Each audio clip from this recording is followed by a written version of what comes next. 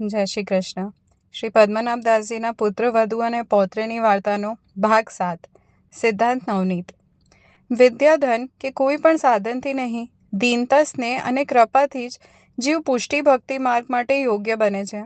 અહીં સાધનનો કે વિદ્વતાનો મત બાધક થાય છે.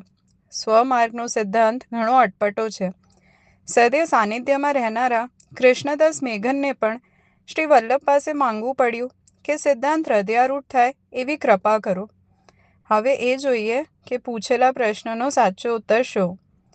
પૂર્વાર્ધ અને ઉત્તરાર્ધમાં અધ્યાય સરખા નથી, પણ પ્રકરણોનો સરખા છે.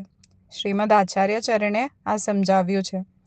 દશમ સ્કંદમાં કુલ પ્રકરણો 5 છે અને અધ્યાય કેટલા છે? 90.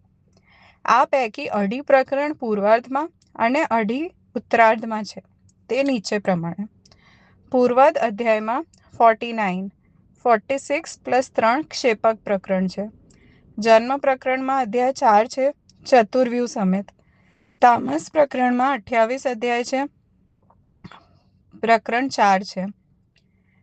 પ્રમાણ પ્રકરણ, પ્રમેય પ્રકરણ, સાધન પ્રકરણ અને ફલ પ્રકરણ, અને એ બધામાં 7-7 અધ્યાય. દરેકમાં 6 ધર્મો અને 7મા ધર્મી, એમ 7 અધ્યાય છે. રાજસ પ્રકરણ અડધું પૂર્વાર્ધમાં 2 પ્રકરણ, પ્રમાણ પ્રકરણ અને પ્રમેય પ્રકરણ. પ્રક્ષિપ્ત અધ્યાય 3, 12મો, 13મો અને 14મો, આમ કુલ 49 અધ્યાય અને અઢી પ્રકરણ પૂર્વાર્ધમાં. હવે ઉત્તરાર્ધમાં 41 અધ્યાય અને અઢી પ્રકરણ.